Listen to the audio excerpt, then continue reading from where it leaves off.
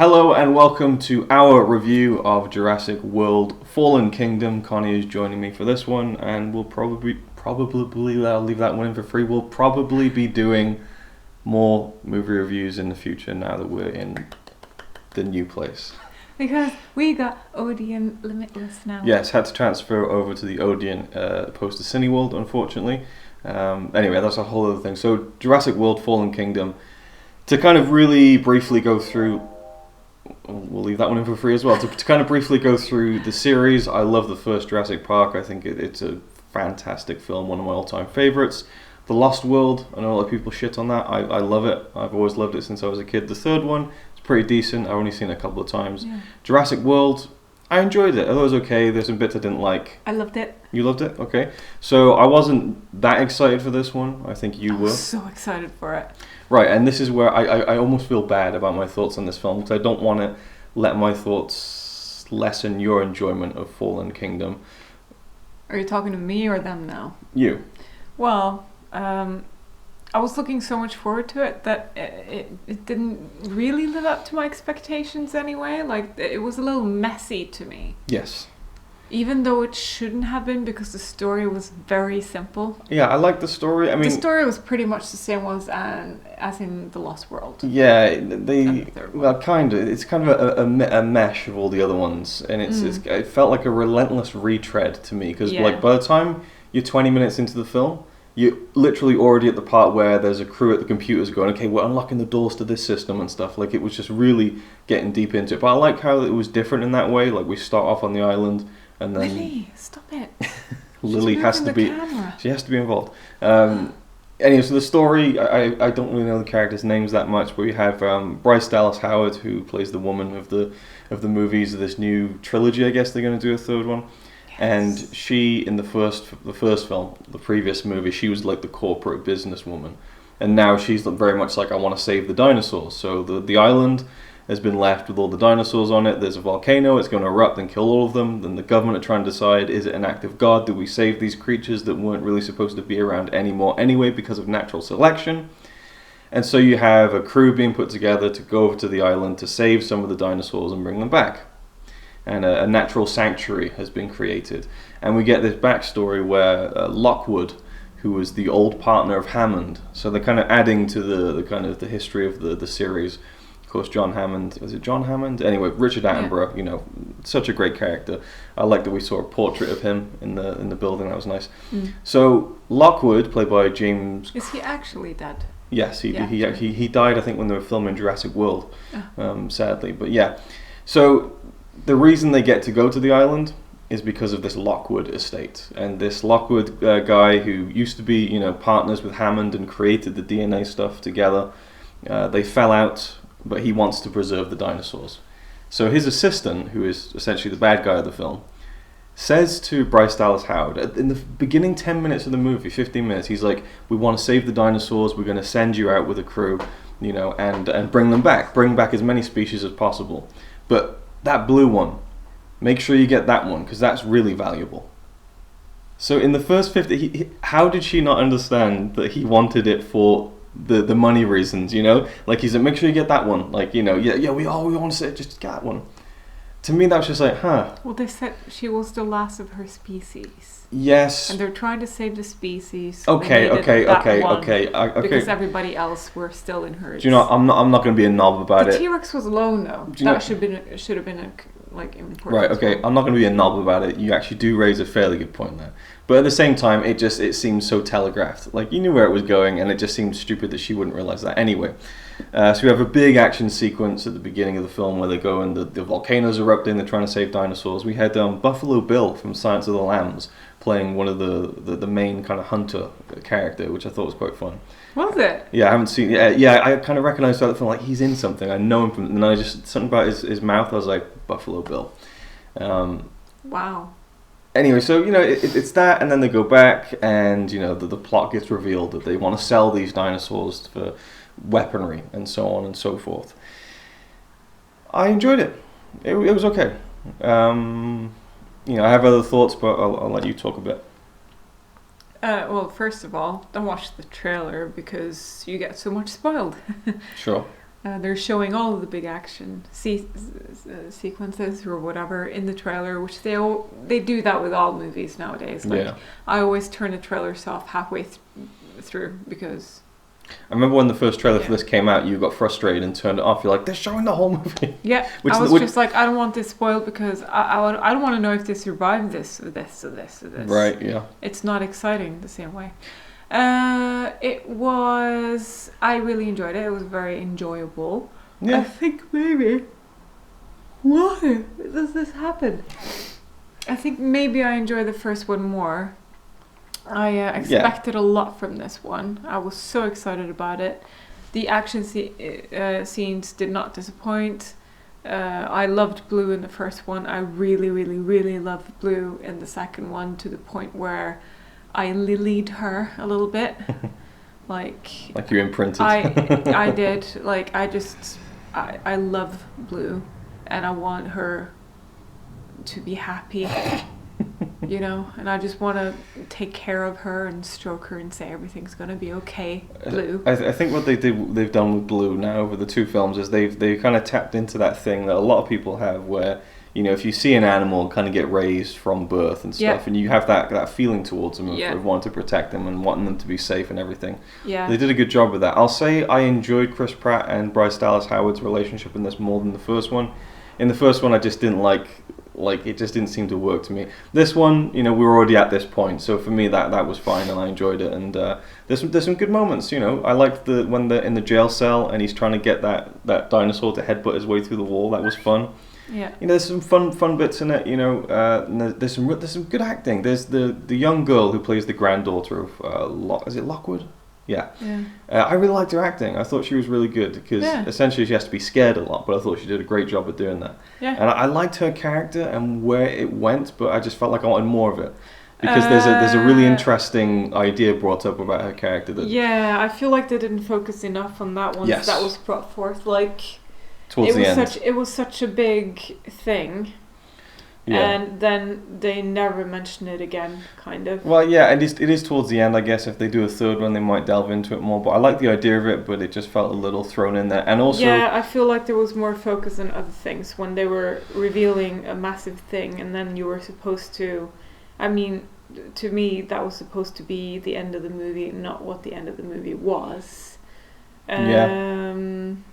But... To go along. I don't know where it's gonna go from here. Well, I like where we won't spoil the ending, but I like where it sets off. I'd be interested to see the next one. You know, it's certainly not something like, I got to see another one, but yeah, I'd be intrigued to see where they take it in a different route.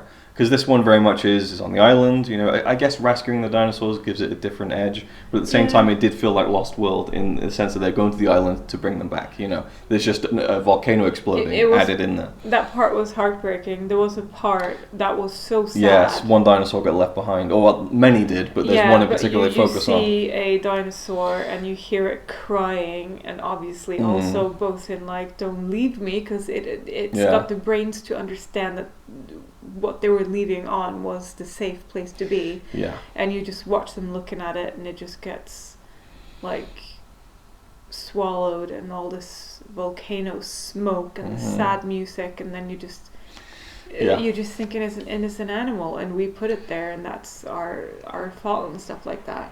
And then I start feeling guilty because I'm human, but this is a movie. Yes. You know what I mean? And that's what you're supposed to feel. Yeah. But I feel like there were a couple of things in this movie that made you just question things. I felt like this was Alien, the newest Alien movie. It made you start questioning more things that you initially didn't question. Right, so just to kind of very weirdly tie into that, when Chris Pratt, Owen, I remember his character's name, Bryce Dallas Howard, they find the girl, the granddaughter, towards the end of the film, and they just kind of, hey, come with us. And it's almost like kind of the Newt thing in Aliens, but just rushed. So it's like, you know, yeah, she's with us now, you know, we're going to look after this young girl, but there's just like no kind of build up to it. It's just kind of just, okay, this is this. And also, just for me, the thing that kind of just let the film down. I want to say there are things in the film that let it down, but ultimately I enjoyed it for what it was. And what I see it as is kind of like a fifth entry in like a horror series. Not that it's a horror series, but you know, it's like what fifth movie in a series has been that great? You know, at this point, you get dinosaurs, you get action, you get some fun moments or whatever. You can't really be expecting with these big blockbusters like great, amazing movies. It's not original. No, and it can't. That's what the thing is. Right. Yeah.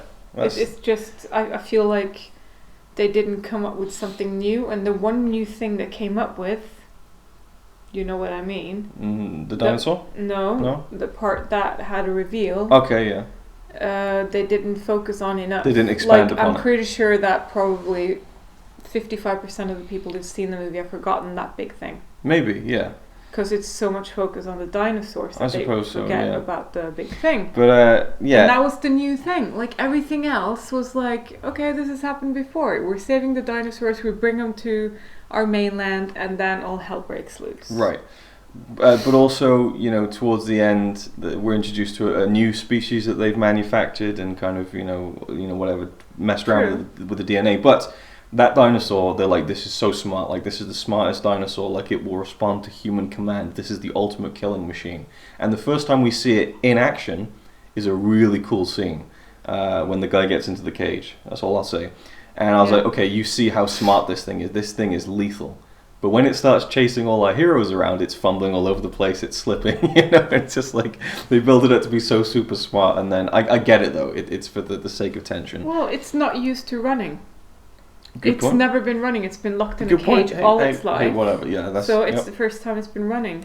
But how it kind of realizes, like, stepping on the glass, it will go through. It understands. Sure, right. It starts to learn. But again, this isn't really a spoiler review. But I mean, we're assuming you've seen the film. We're not going too much into detail. If you've seen the film, you know what I'm talking about. The dinosaur always chases the good people. Yeah. That's not a spoiler. It's just what happens. But there's also a scene where the granddaughter, she's being chased by a dinosaur. She runs into her bedroom, and instead of going out the door, she gets into bed and just pulls the sheet over herself like this. Leaves her head out. Right. And under the fucking under the bed. That's what I was thinking. Now again, what kid doesn't even hide all the way under? I mean, I used to hide under the covers. But I was thinking like when there was nothing in the room. But I was thinking like there's even thicker blankets at the bottom of the bed. But I would go under the bed or out the door, and like it's all for the build. She came in the door.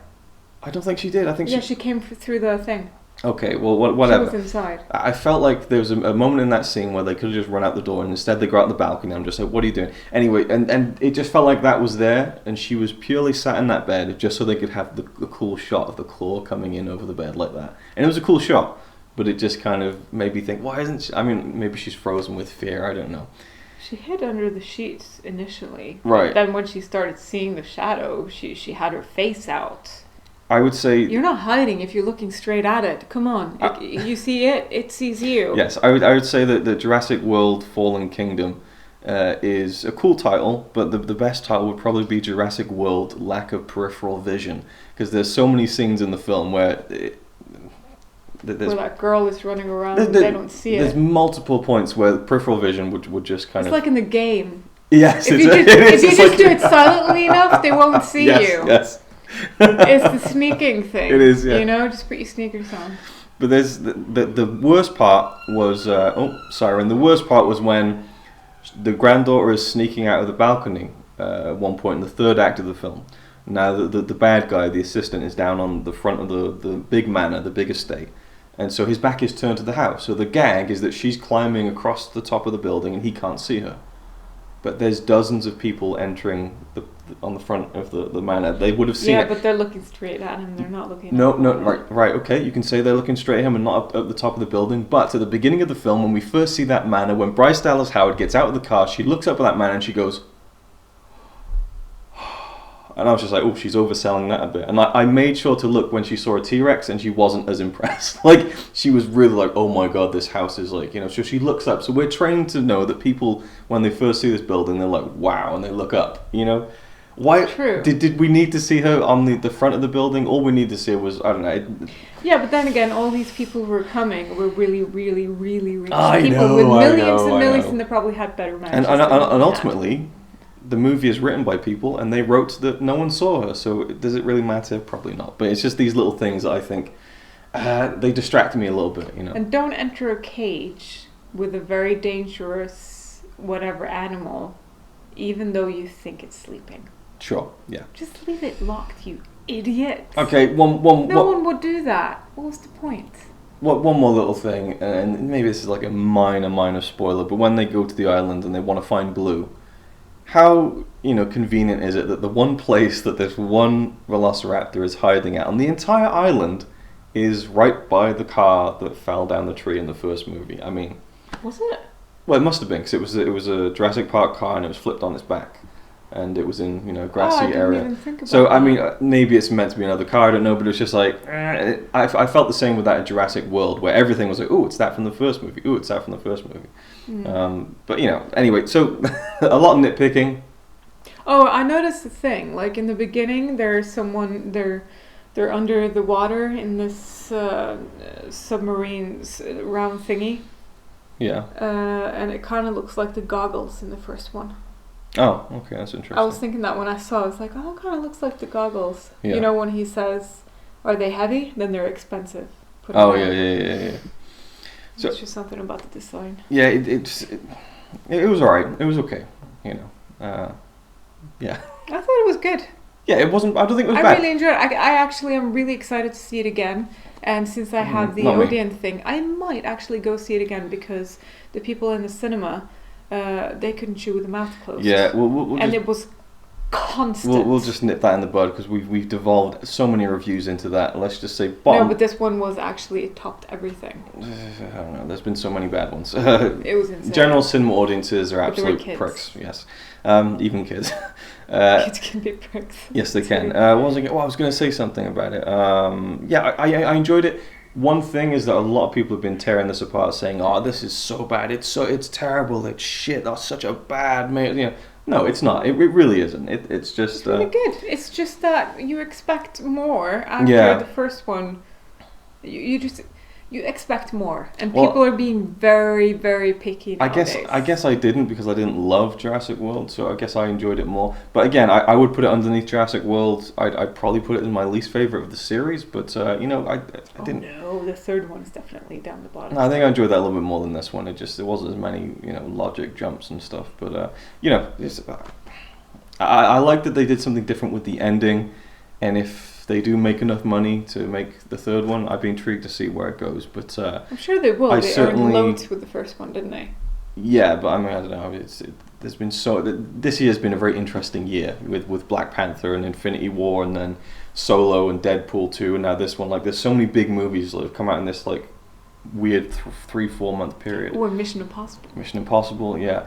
But I'd like to see where a third one goes. I'm not a fan of Colin Trevorrow's stories, I think, overall. But they've been decent films, decent, enjoyable, fun blockbusters. So, anything else you'd like to add? I love Blue. Yes, I think you do. And I did tear up quite a few times. Really? When it came to Blue, and when it came to the dinosaur that got left behind. Littlefoot, yeah. Littlefoot. It was Littlefoot's mom, people. What if it was the same one from the first Jurassic Park, when they're asleep on the tree at night and it leans down and sneezes on her? What if that's the same one? You think they transferred her?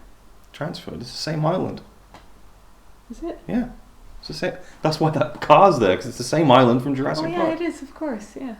So, all those wonderful memories we had as kids watching that scene that's where they sneezed on the girl, and that dinosaur now is dead. And you will always know that Isla Nublar is 300 miles somewhere off Costa Rica. Yes. They always make sure. In the beginning, it's 300 miles. Is it north or south? I don't know. It's one of the two. Yeah. It's not west or east. I'm pretty sure it's north or... So right, we need the island, we need dinosaurs, we need the da-da-da-da-da, and we need the 300 miles off Costa Rica. There was some part of the soundtrack that sounded a little bit like Zelda. Interesting, okay. Or was that in Han Solo? Could have been. We watched it in the same day, so there you go. Might have been that. Yeah. Alright, so Jurassic Park, Jurassic World, Fallen Kingdom, that's our thoughts. Thanks for watching. Another thing. Okay. There was like a dinosaur there in the island that she didn't know what was. She just went, that's not a T-Rex. And it was like super crazy, like that raptor thing. Maybe, what the hell was that? That was the one. That must have been the new one that they why obviously was it on captured. the island? Oh yeah, they did get it, didn't they? Yeah. But why was the prototype all... so it has been running then. It has been running, so... And it was clever because it was walking around the lava. Yes, so... Yeah, interesting. Very simple. Which any animal would do, really. Yes. Yeah. We'll leave it there. Very smart. The battery is running out on the camera, so we really do have to... The tech guy was funny. He has a very, very loud scream. He was funny. Yes, I liked his girly scream. That was kind of fun. Yeah. Can I even say that these days? I don't know. Yeah, he was fun. I can say it. I liked his girly scream. Okay. There you go. Saved you. There you go. So thanks for watching. Hope you enjoyed. Leave your thoughts down below, and see you in the next one. It's alright by me. Apart from the fact he throws cans of Carlin into a tree. Yeah, he's really cool. Yeah, he's really cool. But he's not quite as cool as you. 'Cause